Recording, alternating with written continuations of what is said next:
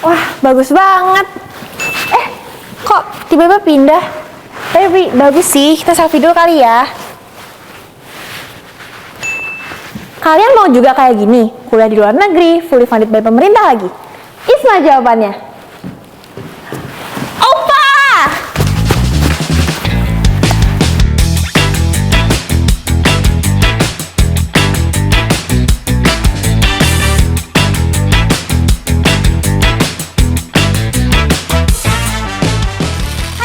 Welcome back to Kom Bercerita episode 4. Nah, setelah kembali dari berabad-abad yang lalu, kita kembali lagi dengan topik yang baru, narasumber yang kece-kece banget. Tapi sebelumnya aku perkenalan dulu. Kenalkan, aku Alexa, aku dari Ilkom 22. Dan pada kesempatan kali ini kita bakal bahas tentang beasiswa internasional yang digandrungi mahasiswa-mahasiswi semester 4 dan semester 6, yaitu ISMA. Yeay! Nah, karena kita membahas ISMA, nggak lengkap kalau misalnya kita nggak bawa ISMA awardee-nya datang ke lokasi sekarang. Jadi kita di sini bersama Kak Aiko dan Kak Atar. Sebelumnya bisa kenalan dulu nih dari Kak Atar. Iya, perkenalin ya, nama gue Atar Muhammad, gue dari angkatan 20. Gue kemarin itu dapat kesempatan untuk jadi ISMA awardee di Radboud University di Netherlands di Agustus akhir. Okay. Kalau dari Kak Aiko? Halo, nama gue Aiko Nisa Safitri. Aku angkatan 2020 and I'm an ISMA awardee to Lancaster University 2022. Hey, sebelumnya Kak Atta dan Kak Aiko persiapin ISMA ini berapa lama sih? Kalau misalnya persiapan ya, itu gue nembak aja. Nembaknya kasarnya itu 3-4 bulan. Kalau dari Kak Aiko? Kalau aku waktu itu karena doa dari orang tua ya, sekali lagi jadi aku bisa masuk ISMA dengan waktu 2 minggu. 2-3 minggu lah. Emang boleh masuk ISMA 2 minggu doang. Tapi background story kenapa akhirnya milih ISMA itu apa sih? Jadi kalau misalnya kenapa kita milih ISMA gitu kan, itu yang pertama memang itu kan program Kampus Merdeka gitu kan. Jadi kayak ya udah nyoba-nyoba lah gitu kan. Oh ini program baru nih, kurikulum baru. Kenapa nggak kita utilize aja gitu kan? Especially kalau itu bisa benefitnya 2 kali. Two birds with one stone lah gitu kan. Kita ngegugurin IUP-nya kita gitu kan, itu yang pertama. Terus yang kedua, ya udah kita ikut Kampus Merdeka dibayarin gitu kan. Enggak kan Funded lagi. Uang. Enggak keluar duit gue ini kemarin. Yang tadinya kita harus keluar uang, jadi nggak keluar uang. Tuh. Alhamdulillah. Gitulah, kurang lebih ya. Itu kasarnya gitu. Dari aku gimana kok background lo? Sama sih sebenarnya dari IUP juga. Terus kayak tahu ISMA ini dari cutting aku kan, ada yang ISMA 2021 ya berarti ya. Terus jadi udah kayak, oke juga nih keluar negeri 3 bulan dibayarin. Terus kewajibannya habis lagi. Iya makanya. Kalau misalnya dari dokumen-dokumennya, kira-kira kemarin ada kesulitan nggak sih? Dokumen tuh kita bilangnya tedious gitu ya. Banyak yang harus disiapin. Karena kalau misalnya kita ngomongin dokumen, ada yang prasyarat gitu kan, prasyarat, terus ada yang pas proses pendaftaran utamanya, terus ada yang kita nyiapin visa keberangkatan gitu kan. Iya. Yang pasti agak ribet kalau misalnya perlu tanda tangan basah. Yang susah ya itu IELTS, karena itu benar harus belajar. Terus sisanya lebih ke dokumen-dokumen yang itu aja sih, yang kayak dari IO, yang kayak surat pernyataan aktif kuliah lah, atau enggak lagi semester berapa, terus yang kayak nanti akan ngambil matkulnya apa aja, gitu-gitu aja sih. Paling sama SKCK. SKCK apaan tuh? Surat keterangan. Kepolisian. Iya, polisi lah pokoknya. Jadi kayak your apa sih? Record. Your records lah. Kayak Gitu. criminal record. Iya benar. record. That's exactly that. SKCK itu criminal records. Ini kalau lu pernah jadi kalau lu pernah agak dipertanyakan. Iya, Gitu. iya sih. Oke, untuk tadi kan salah satu dokumennya ada English test ya. Kira-kira Kak Atar ngambil apa, Kak Aiko ngambil apa? Tadi Kak Aiko ngambil IELTS. Iya, aku ngambil IELTS. Kalau aku kemarin ngambilnya TOEFL IPT. TOEFL IPT. Terus boleh kali di spill sekarang Kak Atar, Kak Aiko, ke teman-teman di rumah. TOEFL gue kemarin 102 out of 120. it's not amazing, it's not oke lah, it's acceptable gitu kan. Kalau dari Kak itu? Kalau aku waktu itu ngambil IELTS, terus nilai aku 7,5 out of 9. Komber bertepuk tangan. Oke, itu dari dokumen-dokumennya ya. Kita ke essay. Oh, crap. Waktu bikin essay ini, kira-kira pertama topiknya apa? Terus gimana sih cara bikin essay kita tuh sebenarnya bisa pop up gitu? Udah dulu kok sebagai pakar esai. Pakar essay. Pakar.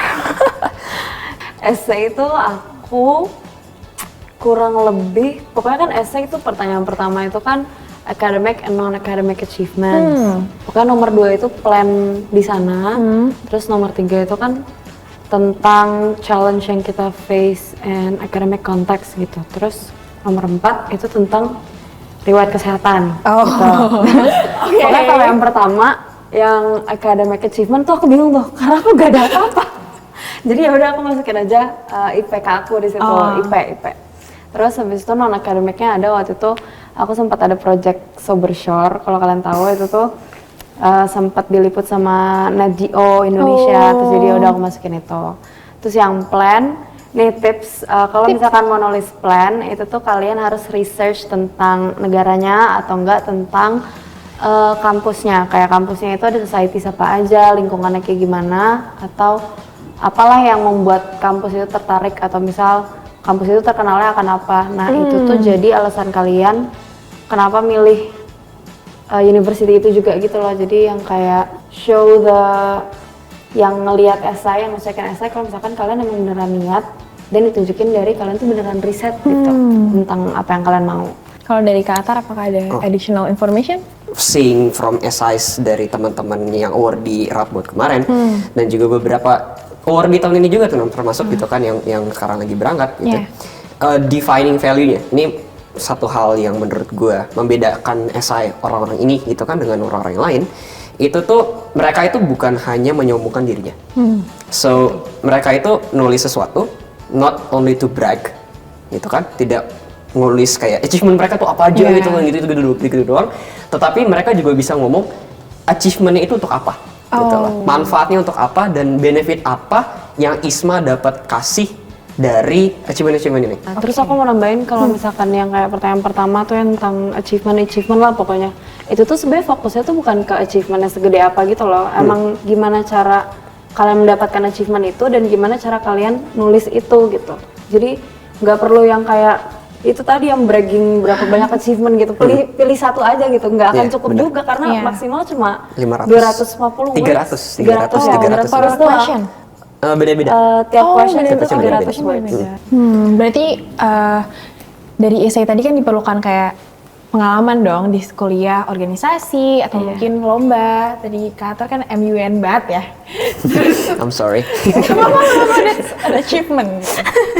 Kak Aiko lebih ke projects, events gitu. Kira-kira menurut di kuliah untuk menunjang ISMA nanti ke depannya? Penting banget. Penting banget karena itu jadi kayak dasar, jadi kayak bekal kalian untuk ke ISMA gitu loh. Dan kalian jadi ada sesuatu untuk ditulis kan. Ya seperti yang tadi bilang sama Iko gitu kan, kayak ngikutin sesuatu di kampus itu kan bukan merely FOMO gitu kan. Ini kemarin gue sampein juga di beberapa materi sebelumnya, kayak ikut kegiatan organisasi gitu, itu ada purpose-nya gitu loh. Purpose itu yang bisa lu nanti develop di organisasi atau lomba, terus nanti lu tulis di esai ISMA. That's secara kasar atau kayak gitu ntar prosesnya. Dan terlepas dari ISMA pun emang menurut aku nambah pengalaman pas kuliah tuh penting banget sih. Untuk riwayat kesehatan itu tuh untuk purpose question-nya itu so that kamu sebagai diri tuh bisa nge-explain kesehatan kalian. Mau kalian sakit, mau kalian nggak sakit, itu sebenarnya doesn't matter so long as you have solution to that. Oh iya betul, iya benar. Oke. Kalau nextnya kita ke tahap terakhirnya, yaitu interview. Sebenarnya interview ini gimana sih Kak prosesnya? Tipsnya paling ya mockup interview, atau enggak kalau misalkan nggak mockup interview ya coba ngomong sendiri di kamera gitu. Kalian list possible questions yang akan muncul di interview, terus kalian coba jawab sendiri gitu. Possible questionsnya apa nih? Lu mau bocorin? Hah? Bocorin? Gak Ya gue mau aja, gue udah sheet full loh. Oh iya. Lu masih ingat? Teman-teman tahun pemirsa di rumah. Anda mau? Lu masih nggak dulu pas tahun kita kemarin tuh ada kayak ada grup gede isinya tuh Isma Iya. Hunter gitu. Zaman-zaman ada Line Square. ada Line Square. Iya, Line Square. Coba di pas di yang Isma ini konteksnya itu tuh ada yang bikin kayak semacam G-sheets gitu, itu open access. Terus di list semuanya, questions possible gitu Itu kan. mantep banget sih. Itu tapi perlu diingat ya, Iya. walaupun ada itu doesn't mean questionnya bakal itu. Betul.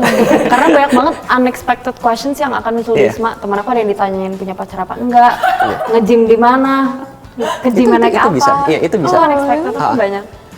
Dan kalau dalam hal latihan ya tadi dibilang sama si Aiko gitu kan, kalau misalnya mock up dengan misalnya award di tahun lalu lah, atau mungkin ya siapa aja gitu kan ya, at least you can articulate gitu kan. Dalam hal menjawabnya secara harfiahnya lagi ya gitu kan, adalah kamu itu atau kalian ya nanti kan Isma Hunter gitu kan, itu mempertanggungjawabkan apa yang kalian tulis di itu kalian, karena bakal berputar di situ pertanyaannya, kayak plannya apa gitu kan ntar di sana, terus kayak tell me about yourself and obvious questions gitu kan.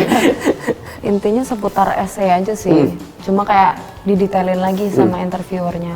Jadi saya akan nyambung juga ke interview nanti Iya. gitu ya. Kenapa sih harus Isma? Why should be Isma? Kalau menurut aku, yang aku suka dari Isma itu pas kita keterima itu nanti kita kan dikasih challenge yang harus kita penuhi Oh, pas iya. selama kita di sana. Menurut aku itu oke juga karena nambah pengalaman kita juga, dan sekarang konteksnya udah internasional gitu. Jadi beda lah pasti rasanya sama kalau misalkan ada project di sini gitu. Nambah pengalaman tuh ada dua challenges kalau pas tahun aku. Kalau Apa lagi? dari gue ya, mungkin ya nambahin dikit. Kalau kenapa Isma?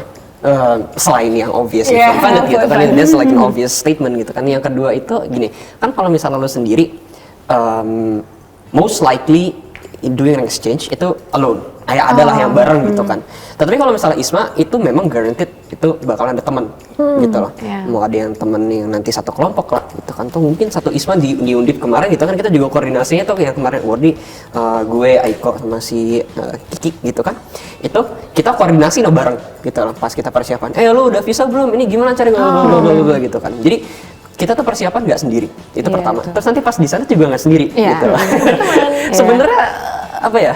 In a way, safety netnya lebih besar. Betul. Jadi lebih apa ya? Less scary aja gitu. Karena itu kan Iya, merantau betul jauh banget. Ya. Tergantung pribadinya masing-masing sih. Kayak Balik lo kesana masih mau temenan sama orang Indo aja atau mau explore lebih luas lagi gitu. Terus pertimbangan milih university Kak Eko dan Kak Atar apa sih? Maybe far-fetched ya sebenarnya. Kenapa gue milih Radboud University kemarin? Yang pertama, obviously di Netherlands gitu kan. Kayak oke lah, Eropa gitu kan. I'll go to Europe gitu kan. In all obvious speaking, karena di Radboud itu tuh ada this institute yang emang gue interested banget to learn in gitu kan. Kalau di Radboud tuh ada namanya Donders Institute for Societal Impact of AI gitu. Kemarin itu menarik gitu kan. Ya udah, itu jadiin bahan gitu kan, dan juga jadiin apa ya? It's not exactly my motivation, but like secondary motivation lah. Kenapa milih Radboud gitu kan? Kalau aku sih lebih ke, kan kalau misalkan di website ISMA, tiap universitinya ada list coursesnya kan. Ada apa aja yang bisa kita ambil. Ya. Aku tertariknya dari coursesnya aja sih. Sebelum mengakhiri sesi asik ini, ada nggak sih sepatah dua patah kata terakhir dari Kak Aiko dan Kak Atar? Kalau dari aku, make the most out of everything itu bisa di-apply dari pas preparation, dan paling utama di-apply pas selama di sananya. Itu oke banget, jadi kayak nggak akan homesick sumpah kalau misalkan apply itu make the most out of everything, nggak akan homesick, nggak akan nangis-nangis. Dah. Kalau dari gue sih, ini generally aja gitu ya. Kalau misalnya ada opportunity atau apa, jumpin aja gitu lah, loncatin aja, ikutin aja gitu. Nanti kan itu bakal ngebantu banget soal ntar pas persiapan. Jadi kita bisa tahu kalau misalnya ISMA sangat amat beneficial, selain fully funded-nya, pun tadi ada experience-nya, bisa jalan-jalan. Dan tips buat teman-teman di rumah adalah to make the most of everything. Betul? Oke, untuk teman-teman yang mau tanya-tanya lebih lanjut tentang ISMA, karena kita udah di penghujung acara dan sayangnya ini harus diakhiri. Kalau masih kepo-kepo, mau tanya-tanya gimana sih sebenarnya detailnya, mungkin tadi kurang detail atau mungkin mereka masih banyak yang kepo, bisa nih hubungin Kak Atar di underscore Eh, Atharia, Atharia. Kak Aiko di? Kalau aku Instagram juga di Aiko SFTR. Oke, thank you Kak Aiko dan Kak Atar untuk kesempatannya dan waktunya. Sekian Koms Bercerita episode 4 tentang Isma kali ini. See you next time, Koms. Bye!